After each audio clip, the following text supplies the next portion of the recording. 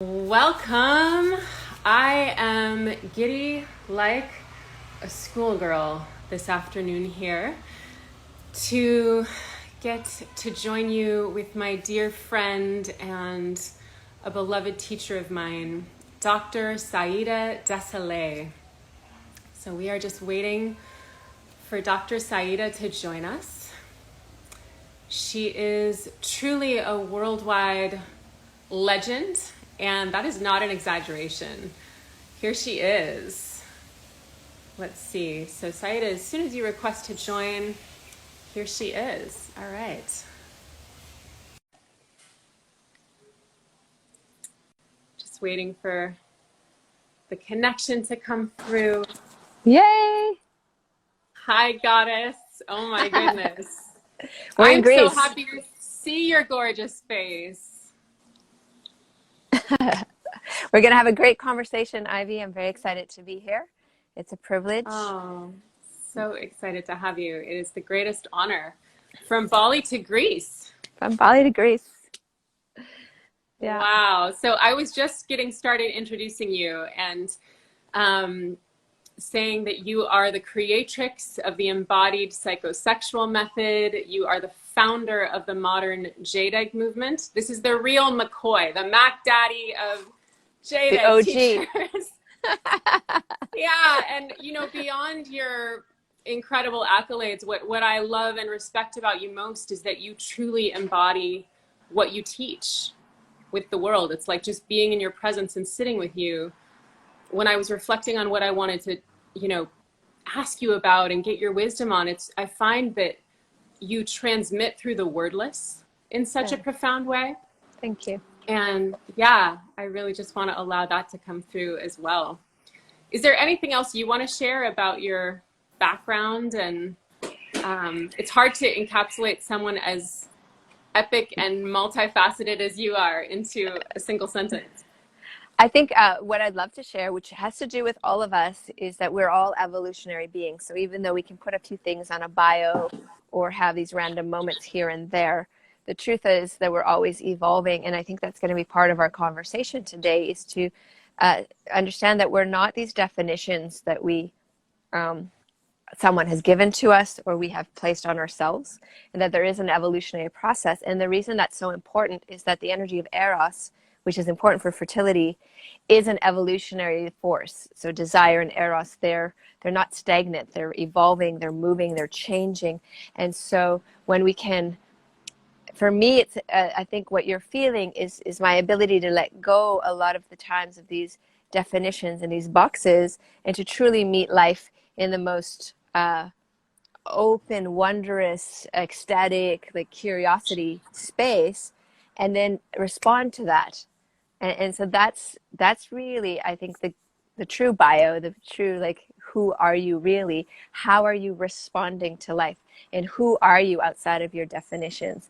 That's what's very exciting for me. And I also think it's, for the topic of our conversation today, very, very important. Yeah. Yeah, and that's one of those like things where my brain just goes because it's so profound and so powerful, and you make it sound so simple, but the truth is we carry around identities, Mm. and it's easier said than done to let go of all that when our Yes. knee-jerk responses are conditioning from the time we're pre-verbal.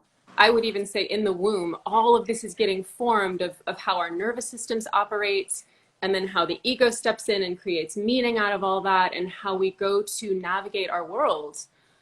And so how do you even begin to unwind something like that? I know one of your deepest principles is embodiment that you Yes. teach. Yes. And so, yeah, can you speak to that? Like, just for you, what is your definition of embodiment, and how does that relate to this process of transformation and really opening to evolution, as you say? Yeah. So, and also, I just want to keep on your topic, which is, fertility and the pleasurable, like why pleasure is so important with fertility. And so embodiment is essential. So what is embodiment, as you asked? For me, embodiment is the ability to be associated with and living in our body versus disassociated with and kind of living more. We think we live from the mind. We're always in the body. Without the body, then nothing's going to happen. So, but embodiment also has another definition, which is the things that we are most habituated in doing is essentially what we become. So we might say, like, I'm a person who has lots of self-love, but inside we have a lot of self-loathing. Our embodiment will be self-loathing, right?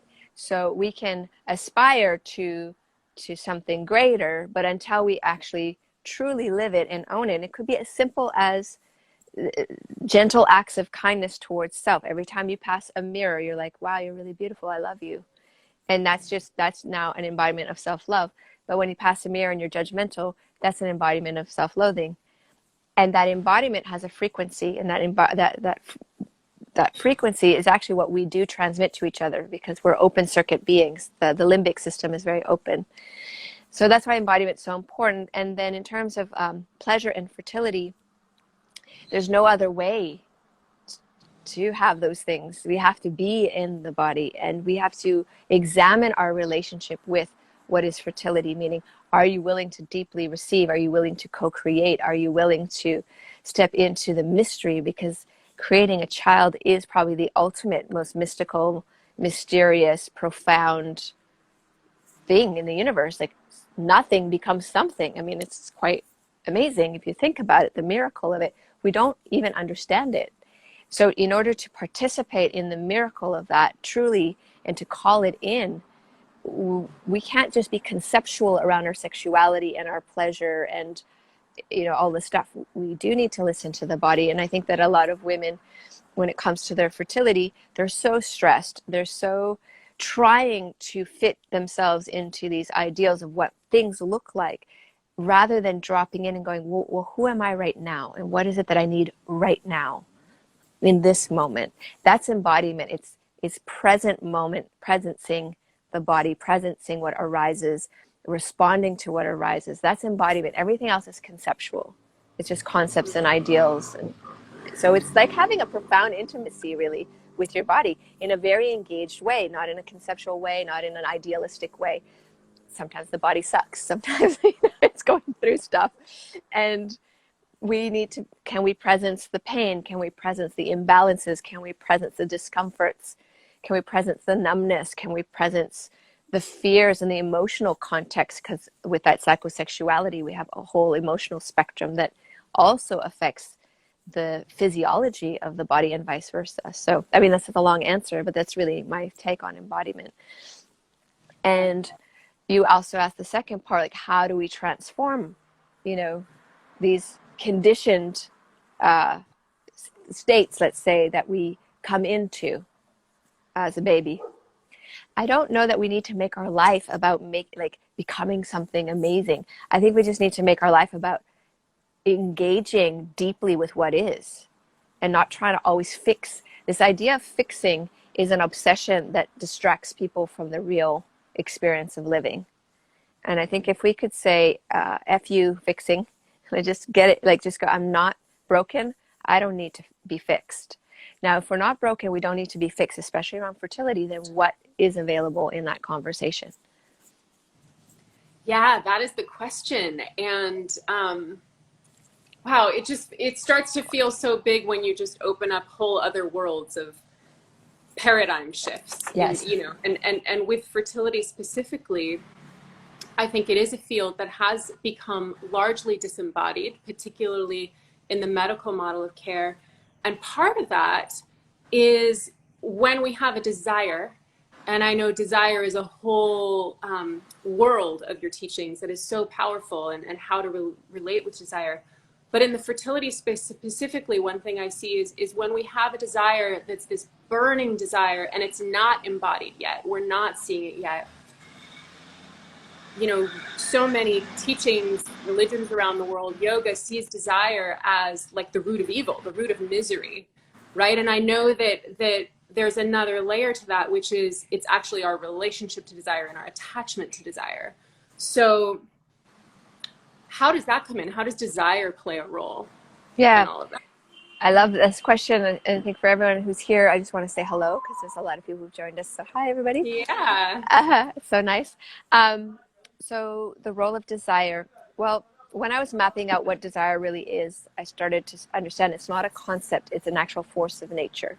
So that's really important to understand. Desire isn't conceptual; it's an actual existing force that speaks through all things. Because for nothing to become something, or for something to evolve into something, or even something to survive, desire plays an active role. If you're thirsty, it's the body's desire to be hydrated. You experience it as thirst, but it's essential you experience that desire to drink, because if you didn't, you would die, right? So there's a desire plays a very important role on a physiological level. That's a very basic biological desire of imperatives to keep thriving.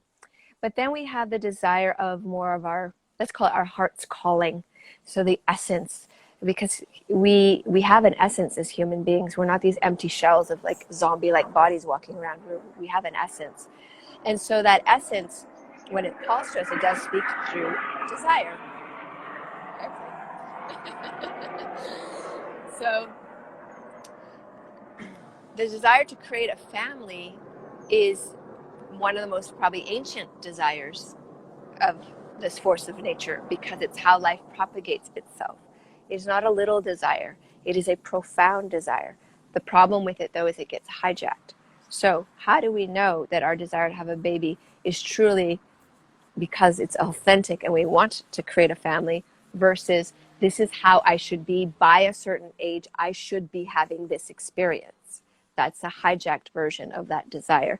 And it's very important to understand that those are two different things. If we stick to the authentic desire and we follow the truth of that, I think we will be led much more in an embodied way, in an honest way, to move toward the thing that's going to create the fertility, that's going to create bringing in the partnership. If you don't have a partner, if you don't want a partner, bringing in the right sperm donor, or whatever it is, the method that you're doing. And then there's the other side of the hijack. It has to look this way. We've got to have a house. We've got to be married. We've got 2 dogs and a cat. And we have, that's hijacking the authentic desire. We don't know how this being wants to come into being. Sometimes they come into being in very odd ways, but it wants to come into being, the baby I'm speaking to. So when we put all these conditions on it, imagine the weight of those conditions. You have everything perfect, but you don't have the house yet. Now you can't get pregnant because you don't have that house. Not because you're thinking that way. It's not logical. These are conditioned ideas. They're in the subconscious. So because Right. you don't have those conditions met, your body's like, well, we can't conceive because we don't have those conditions met. Other times, people conceive when they don't want to conceive, like a tall. So they have no conditions, they don't want a baby, and they get pregnant. So there's like this very odd relationship with conception. So I hope we talk about that a little bit, Ivy, because my desire here is to bring forth the conversation of conscious conception. And this is a sacred act. Yes. And Yes. conscious conception also solves the problem of the pro life and pro choice, because both of those paradigms are too late. Right. They wouldn't be needed. They would not be needed if, as a society, we valued with complete reverence and sacredness conscious conception, and we gave our attention to that place. Because all the unwanted babies, those are unconscious conceptions, where people didn't make the clear intent. You know, they were doing something, they took a risk or whatever, they were being sexual, it didn't use protection, or something happened. It can also happen with violations, of course, but there's these ways in which we don't engage sexually with our desire consciously. We go into it a bit unconscious, trying to resolve our needs to be loved, our needs to be held, our needs to be accepted, or we give away our bodies, we give away all of this as a way to fit in or belong, or something. So that's very unconscious. And then we create a child from that space. I mean, okay, but there's a different way.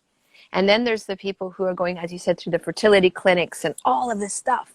And they forget that the most important thing. So, Ivy, I want to share a story because this is makes your point. This story is so important. It's my conception. My mother was abused and told she could never have a child. And she met my father, and it was clear she was infertile. She was told that there's a 1 in a 1,000,000,000,000 chance she'll ever have children. She was abused young, so her reproductive system was quite damaged from the experience. And she knew she was going to have two daughters. I'm the first. But when they conceived me, they knew, they felt it. It was an act of complete passion and abandon and surrender. And they weren't trying to have me. They were just in their deep loving and desire together. And my mother said,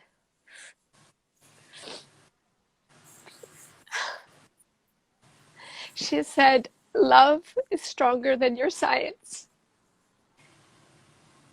Yeah.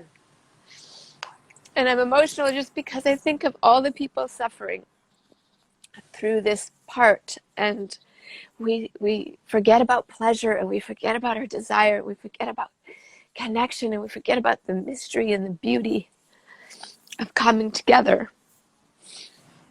And when there's that deep love with someone and you're just open. You're not forcing an agenda. You're just open. You're like, whatever comes, comes, but I'm fully here and I'm giving of myself. Miracles do happen. I mean, this is a mystery. Creating a child is not something we understand in its fundamental place. Sure, there's fertility clinics and we force the egg and the sperm together and we do all of that. But we still don't understand what makes the egg actually take the sperm and decide, really in its most essence. Yes, okay, they say chemicals this and chemicals that. But in the psychosexual realms, how you feel and the energetics that you are expressing, and when you're in that love and you're in that trust and that deep respect and that just invocation, miracles do happen. And I think we need to bring that back into the conversation, because I shouldn't be here technically, nor my sister. We're impossible children. And yet we are here and we're healthy and we're thriving. So, and I've heard this so many times, when people can't get pregnant, they can't get pregnant, they can't get pregnant. And then they go and they adopt because they just want to be parents anyways. And the second they sign those adoption papers, they get pregnant. Yeah. Right? This happens over and over and over and over again. So, or things like even pregnancies for women who are past menopause. It has happened, right? Yeah. So we have to understand that we're not just dealing with a mechanical thing. We're dealing with human beings, and human beings are not just machines with well-oiled parts that we need to like adjust so that they function better, like we would a car. The impact of our relational field, the impact of our own value system, like we said earlier, what we embody, our beliefs. Have you actually examined your orientation around motherhood? Because on one hand, I see people want to have babies, but on the other hand, they don't want the stretch marks, they don't want the exhaustion, they don't want the screaming child. So there's ambivalence about getting pregnant too, which affects fertility, because it's like, yes, I want the baby, but all this other stuff that comes with it, I don't want that. Right? Or what if like now I'm the unsexy woman with the big belly and my husband's going to go off with some young hot thing? Like these are thoughts that people have that they don't talk about, that create that ambivalence that then block the experience. 100%. So yeah, anyways, for those who are telling me don't be sad, I'm an emotive being. So I go into, when I tell a story, the emotion of it, I'm actually okay. I think that story is beautiful about my parents, that love. My mother always felt love is stronger than science. It's stronger than any impossible thing, and love brings in miracles. And I'm a living point of that. So that was the purpose of sharing that story, is that if you're trying and you want to bring in life, there may be a calling for you to go deeper into your body, deeper into your pleasure, and then examine the ways perhaps that these things have been hijacked, so that you can free your heart, free your body, free your mind, and really truly become open in a very surrendered way to the yes, the ultimate yes of bringing in life, which is a pretty extraordinary choice. It's not a little choice. Yeah, that is so powerful, Saida. And wow, I love that story you shared about your own conception because it's something that I've seen so often that not people don't always talk about the way we're conceived. We don't talk about birth, and we certainly don't talk about the way we're conceived. But I've seen that a lot actually in my line of work as a doula, where women had been told by doctors, by Mm-hmm. medical doctors, there's this problem, there's that problem. It could be PCOS, it could be fibroids. You're not going to get pregnant naturally. Your AMH is too low, Yes. and then they go on to get pregnant. Um, so I've absolutely seen that. I actually have a woman right now who took a childbirth education course with me 3 years ago for her first baby, and she's now pregnant with her second baby. And that was her story. Doctors had told her, sorry, this is not going to happen for you. And so I think that what you're saying is the essence of it is like bringing self-trust back, bringing trust in our bodies, trust in life, trust in nature. And I like to say bringing the sexy back into fertility. That's kind of a, fun way of putting it, but it's so much deeper than that. It's bringing back our embodiment into the process. Yes. And then also bringing the sacred back, bringing that what you're speaking to, I think, is surrender. Yes. That sacred relationship with life where we allow life to have us instead of feeling like we need to micromanage the details. Yes. And I think it is, what you're speaking to is this whole world that we each have the potential to live in, of surrender, of embodiment, of oneness really with the essence of life and our truest expression. And then I find there's these kind of whirlpools, I would describe them like a whirlpool that we can get caught up in based on whether it's conditioning from our families or our social circle or our culture. Yes. What you were referring to as the hijacking. And so how to kind of like de-hijack yourself.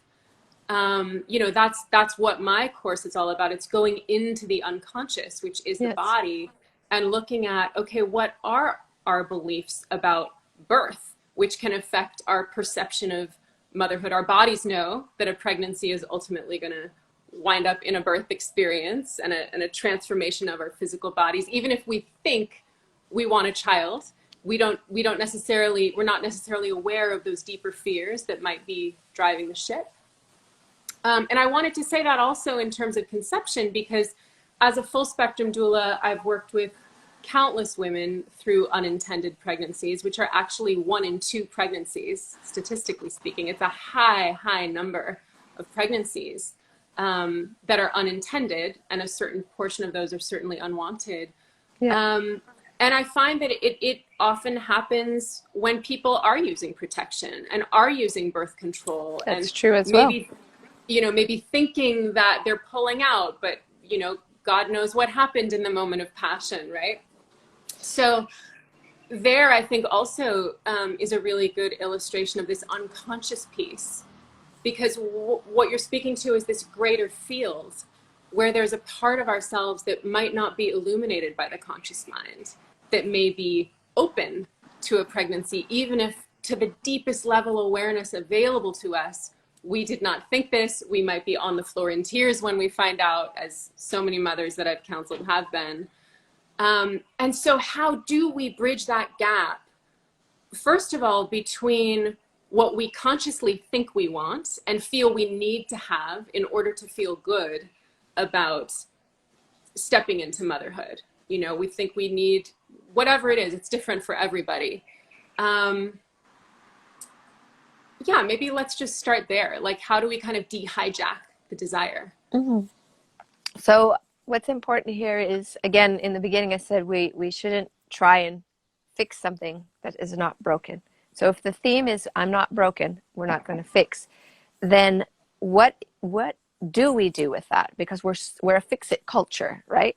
We obsess with things. We're like, what's the supplements I need to take to fix this? What's the exercise I need to take to fix that? So we're a fix-it culture. So how do we recapture the power behind this obsession of fixing, I think is the better question. And so rather than trying to de-hijack or get rid of, which means essentially you're pushing an element of your own psyche away, what we need to do rather than that is accept that we have these tendencies. I apologize, very crazy loud here for a moment.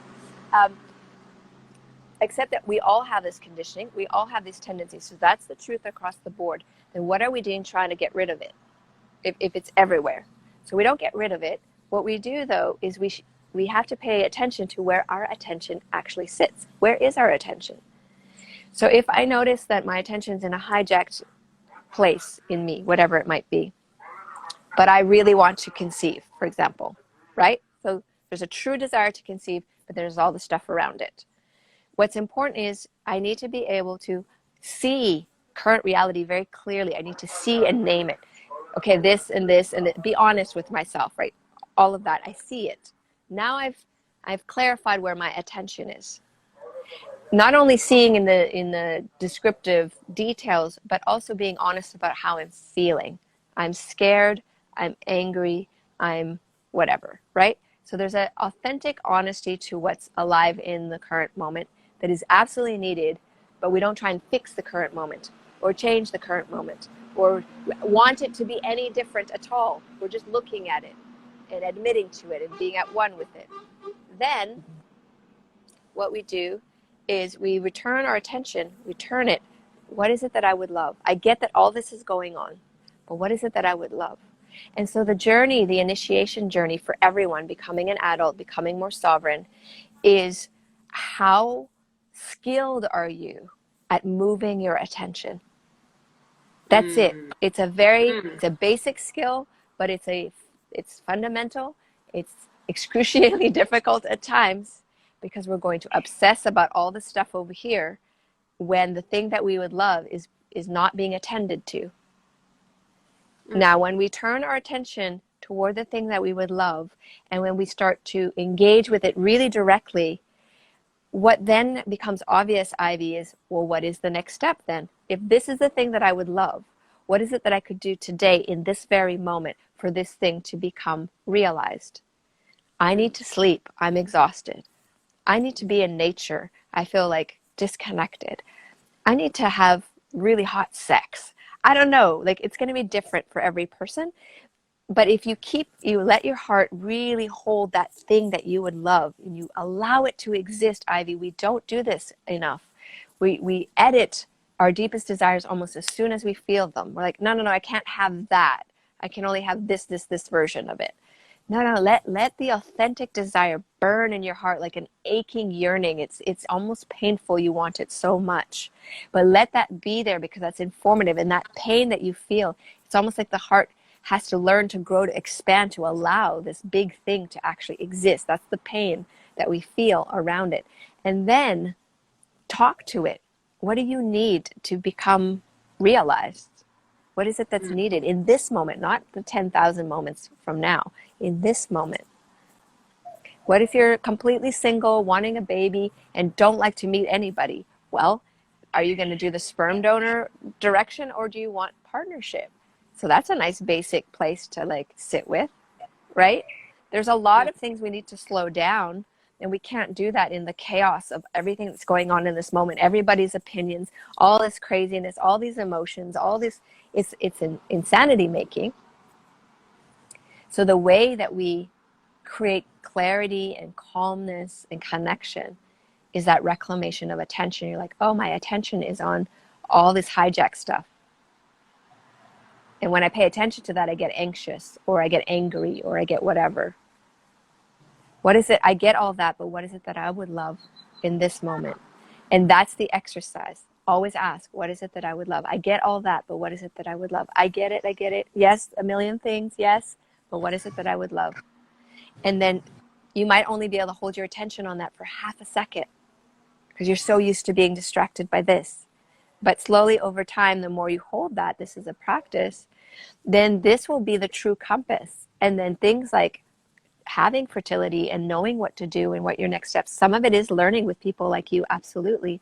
And some of it, as you will be encouraging in your course, is a direct relationship with the own authentic nature of yourself as a fertile being. What does that fertile being require so that fertility can be more expressed? Maybe you suck at receiving. And maybe because you suck at receiving, there's a terror in you that you won't be supported in your motherhood. That your partner, either you don't have a partner, or they're an absent partner, or they're not going to have the right finances. Like, there's all this stuff, essentially because it's hard for you to receive. So then maybe the beginning steps of fertility and passion and desire is just, can I receive a breath? Can I let this beautiful sunset turn me on? Can I touch myself and really receive the sensuality and the deep pleasure that arises through touching my own body? Can I make that my practice? So it sounds like I said a lot, but really I'm keeping it really simple. Where's your attention? And are you willing to say yes to the calling in your heart, even if you don't know the how, Ivy? This is the most important part of that. You won't be given the how. You're only given the why. And the why is that unbearable need for something to self-realize through you, whether it's contribution through work, whether it's rapture by knowing the divine, whether it's thriving because your own life right now, it's hard to survive. Like any of these authentic desires, they're attempting to bring out the best in you, to bring out your magic, to bring out your genius.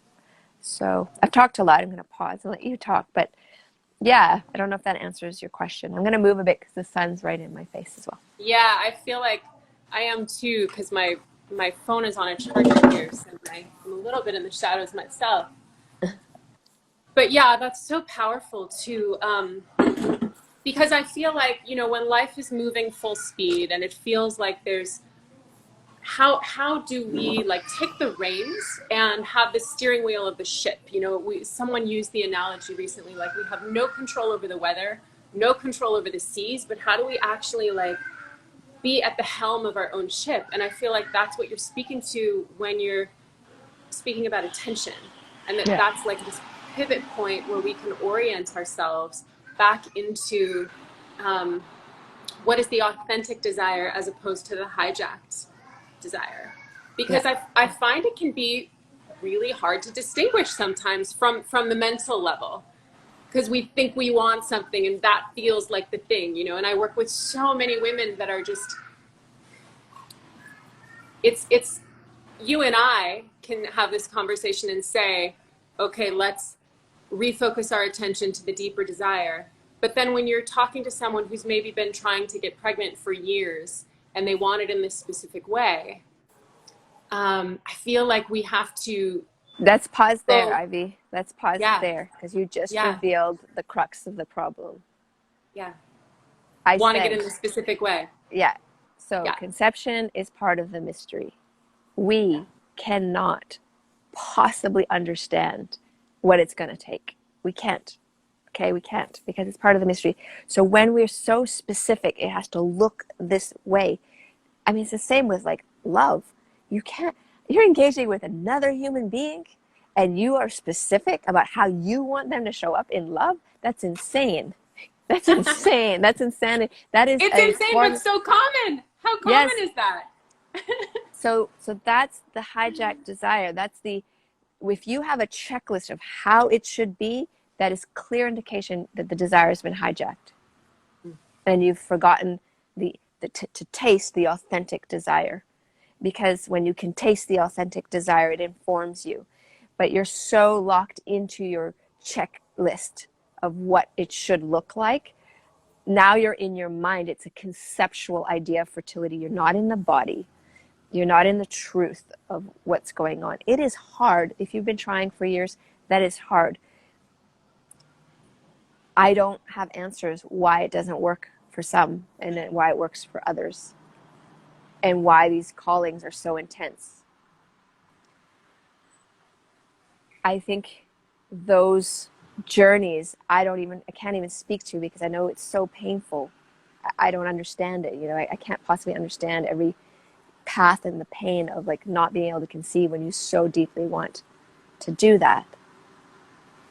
At the same time, for me, that's a rites of initiation. It's part of like, what is it required of my being to become, to enter motherhood, to become that person. And maybe at the end of the day, it might just require that you adopt a beautiful little baby that came through somebody else, but really desperately needs a good family. And it doesn't come through your body. We don't know the answer to these things. If you deeply want to be mother and to raise a child, why are you putting that condition? And often when we release that condition is when when we conceive. As we said earlier, when people adopt, they often conceive. So why does that happen? Because the psyche releases the obsessive, this is how it should be, relaxes, and then allows the body to become receptive. And this is true about anything. If you're engaged with a person that you love and or even a friend, and you need them to be a certain way at a certain time, that's imprisonment. It's not meeting the mystery, and you're going to have a miserable relationship. So conception is no different. It's the same thing with anything. If you're creating a project or we have our expectations, we have these things. But beyond the expectation, the true desire for you, Ivy, the true desire in this contribution that you're making is to support as many women as possible to feel the pleasure and the delight and the beauty and the empowerment of being fertile, of conceiving in their own hands, for themselves, in their own design. That's a calling that you have. Now, if you put too many restrictions on how it should show up, it's going to feel painful to you. But if you're able to really allow, like, here's what I would love. I want the world to know that fertility can have pleasure in it. I want the world to understand that we are naturally fertile beings. So there are things that are in the way, but there's ways to like transform those blockages if we work with our own body and our own mind and our own hearts. So this is a huge subject because we're not just talking conception and fertility. We're fertility, conception, and then it's the entire, like, what does motherhood mean? The initiation into motherhood. And as much as our world values a pregnant woman, but does not value anything after the birth. And you can see that in postpartum care, and you can see that in many, many people have had some very intense discussions of people insisting that women give birth no matter what. That's the pro-life choice thing. Pro-choice, pro-life. And I said, fine, if you really want this woman to have that child, you as the person who's insisting on it, will you provide financially for that woman? Will you make sure the child gets the education and the good food and the extra social care that that child needs so that that child can survive? Or are you only concerned with the conception? Because bringing a child, that's why I said this is not a light choice. This is a massive choice. You are bringing another being into this world as not a little thing. You have to be 100% in, because you will be in selfless service for a long while to supporting this being to becoming sovereign, right? That's not a small choice. So this is very important that we broaden also fertility and understand this is a bigger thing. And motherhood, as much as we kind of make it into an ideal thing, it's not idealized, and then we don't talk real about it, that it's usually really stressful. It's quite boring a lot of times. Women are going crazy, and yet they really love their kids and they want to have the kids. So if we could be more upfront in the beginning, I also think that helps the psyche, like, oh, it takes a village to raise a child. I really get that saying now. But it also takes a village to conceive a child, right? Where we can be together and go, I'm going to be there for you as an auntie, as a friend. Don't worry, I'm going to come in. I'm going to let you have some naps. I'm going to take the baby. What are those structures? Most of us are still operating in this isolative way. And so there's a lot of terror, and fear is one of the foundational things that makes you infertile, because everything contracts in the body. Nitric oxide is absolutely essential in the moment of the ovum and the sperm coming together. If there's no nitric oxide, which is only generated by pleasure, that won't happen. So the sperm and ovum might come together, but there won't be conception. So nitric oxide is a very, very important thing and cannot exist in states of fear, in states of dissonance, in states of stress, in states of demanding that your husband or partner have sex. So it's not fun. You're on a timer. Okay, I'm fertile now. Let's go, let's go, let's go, let's go. How is that going to make you fertile? And it makes both partners avoid sex and makes both partner hate sex and makes both partner like, ugh, when the very thing that's needed is like, not but Yeah, and what I like to say is like when it comes to the journey towards parenthood, each leg of the journey is kind of like a prelude to the next. And so when we approach getting pregnant as this goal to get to, what I say to the couples I work with is like getting pregnant is actually the easy part. No matter how challenging it's been for you, you know, if you really want to baby proof this relationship for the parents who are coupled, we have to look at the journey towards pregnancy because that's really laying the foundation for how intimacy is going to necessarily have to change during pregnancy and then of course after birth, which can be a really stressful time in a lot of relationships. Oh goodness, I think we lost you, Saida. Here she is, right back with us. I think she's coming right back, hopefully. I'm here. I was listening There to you, you but are. somehow the screen got all Yeah. mixed up. So what I would love is, well, how do we want to summarize this, Ivy? We've had a Yeah, long well, conversation. absolutely. Well, what I want to do is just share the amazing news. I'm so excited that you are going to be a guest speaker in the Jumpstart Your Fertility course, talking about this very topic of pleasure, because it's the module I call your fertility protector, which is about self-care. And you have the top technologies in the world, self-care on a deeper level than we can even imagine of what self-care can be. And so I think that's really the best way of strengthening our fertility naturally, is to learn how to actually embody these practices in our day-to-day life. And also, like you said, like looking under the hood of our unconscious beliefs around motherhood and fertility. And you are a genius when it comes to the psychosexual nature of our relationship with our bodies and with our desires. So I'm so excited to get to share your wisdom in the course, and I'd love for you to share with people also just how they can find you, because I know you're launching an embodied psychosexuality training right now, right? Yes, exactly. Yeah. Oh, well, Yeah. first of all, it is an honor and pleasure to be part of the fertility discussion and to really allow, invite women into that. And what I want to just say is it's not going to be more to do things. This is a shift in how we perceive. So just like I said, where's your attention? When we start paying attention in a different way, when we start to sensualize our moments, like I have this leaf here, and I pay attention and I enjoy, I'm enriching my life. It causes the parasympathetic to come online a little bit more. And we do that in micro moments throughout the day. Now the practice isn't this big, long, arduous thing on a to-do list. It's just done as a lifestyle change where we start to understand the crucial role of pleasure, not only in fertility, but in immunity and in mental health and in relationship health. Like it's basically the foundation of any kind of functional human being expression.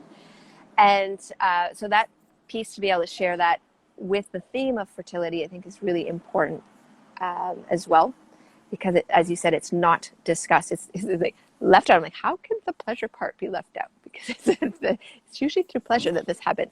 I mean, obviously we said that sometimes it doesn't happen through pleasure. It can happen through abuse and violence as well. We know that.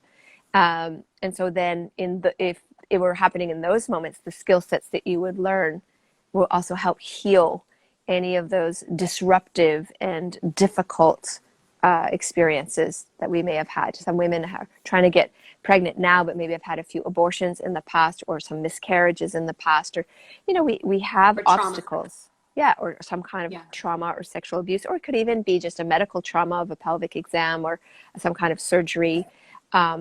There's a lot of different factors that come into play. The other thing that's interesting to note is in nature, there's less conceiving. there's less fertility when animals sense that the environment is not conducive to bringing life into it. So, for example, if you're on a farm and the animals are very, very stressed, there's going to be a lot lower rate of even like chickens laying eggs or, the animals getting pregnant.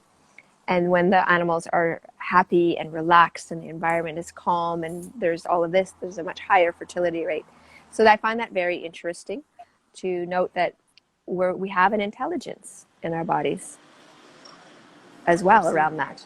So perhaps, if you're living in a really crazy, busy city and it's just not happening, maybe there's a lifestyle change that needs to happen where you can live maybe in a just slightly smaller city. You can still be in the city, but not one that's as crazy. I don't know. There's a lot that we're being invited into. So that's the piece that I love is what is the invitation?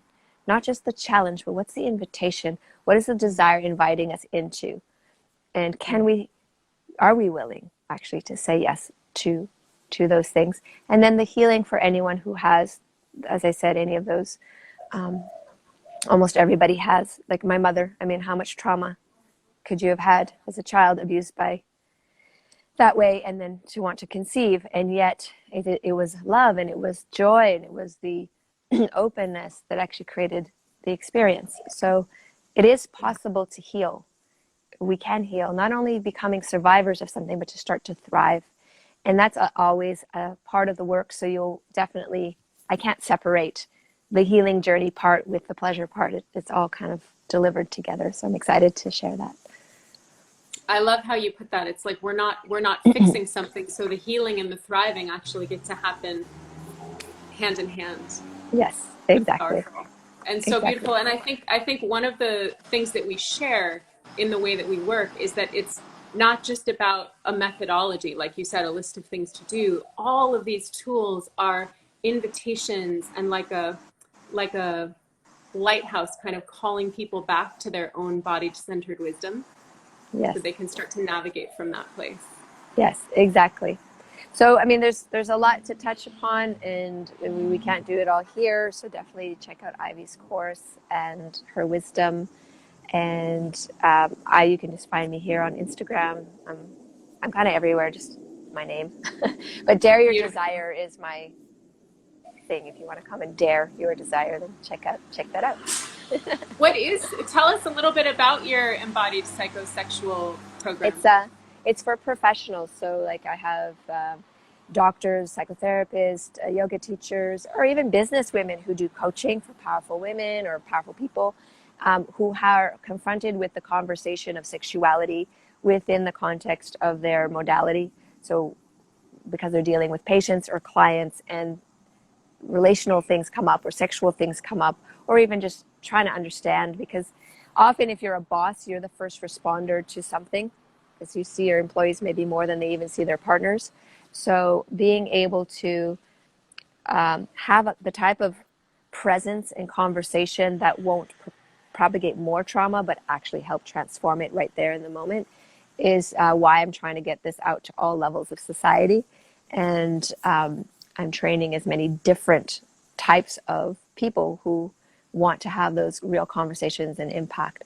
So what we do is we look at how the psyche and the sexual are interwoven, inseparable, and how we can reframe certain structures that we have in the psyche so that we can thrive a lot more and allow people to become more sovereign and powerful through themselves. So just through a conversation with you, the way that you speak, the way you ask questions, the way you presence them.